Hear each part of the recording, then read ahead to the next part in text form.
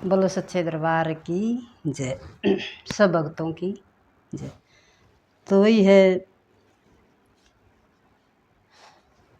श्री भागवत महात्म। आज कथा है 24 अवतारों में। 24 अवतारों में की कथा में भगवान ने कौन कौन से अवतार हैं, क्या क्या किया है, तो वही है।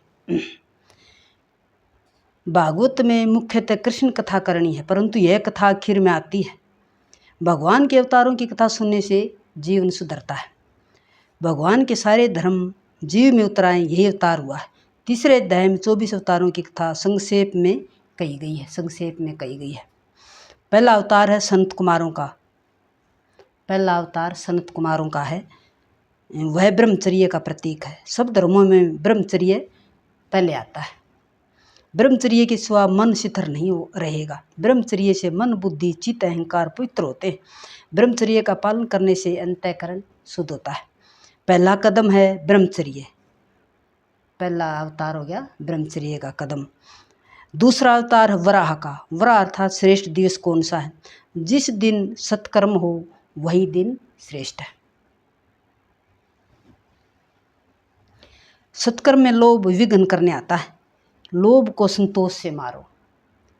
जब लोभ आता है तो उसको संतोष से मारो। वराह अवतार संतोष का अवतार है।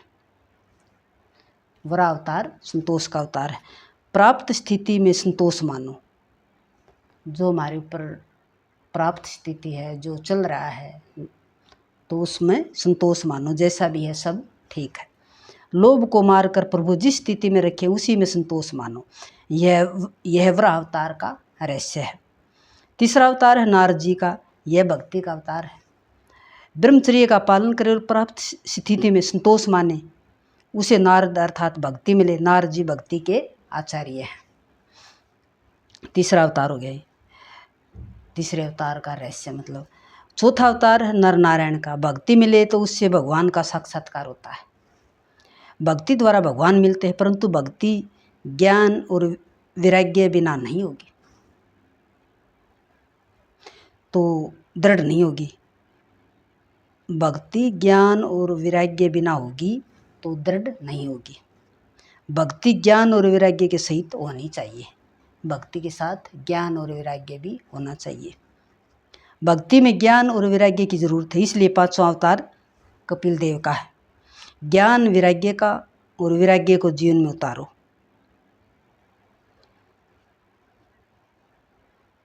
वैराग्य मतलब सब किसी भी चीज़ में, किसी भी में मतलब वैराग्य रहना।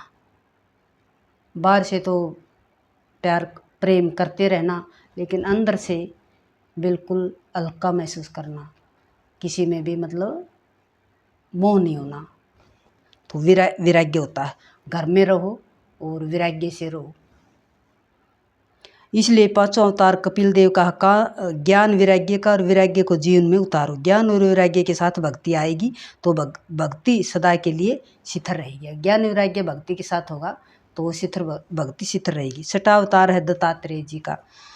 ऊपर बतलाए हुए 5 गुण ब्रह्मचर्य, संतोष, ज्ञान, भक्ति और वैराग्य आप में आएंगे तो आप गुणातीत होंगे और आप अत्रि होंगे तो भगवान आपके यहाँ आएंगे।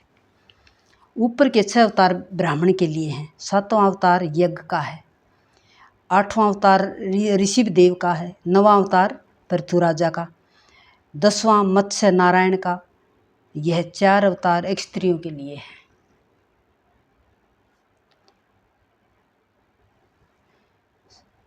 यज्ञ ये ऋषभ देव का है। 9वां अवतार पृथु राजा का।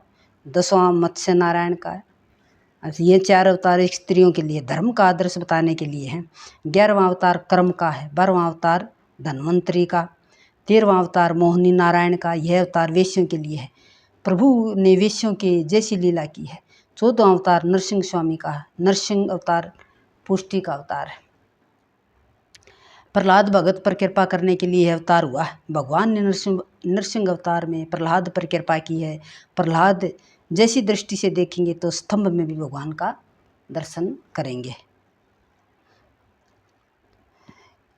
ईश्वर सर्वव्यापक है ऐसा केवल बोलो नहीं, उसका अनुभव करो, फिर तुम में पाप नहीं होगा। संत भी व्यवहार करते हैं, जब तक शरीर है तब तक व्यवहार करना ही पड़ता है। ईश्वर को मनुष्य मन शक्ति या बुद्धि शक्ति से जीत नहीं सका। ईश्वर को मनुष्य मन की शक्ति और बुद्धि की शक्ति से जीत नहीं सकता, क्या केवल प्रेम से ही जीत सका। यशोदा के प्रेम के सामने श्री कृष्ण दुर्बल बनते हैं और बंध जाते हैं।